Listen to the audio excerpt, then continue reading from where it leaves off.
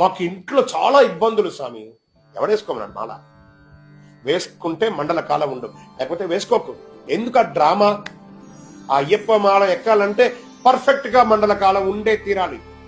ఒకవేళ నేను 11 రోజులు వెళ్ళాలనుకుంటున్నాను, 21 రోజులు వెళ్ళాలనుకుంటున్నాను అన్నవాళ్ళు ఒక దీపం వెలిగించండి. ఆ దీపంలో మీ వేలు పెట్టండి.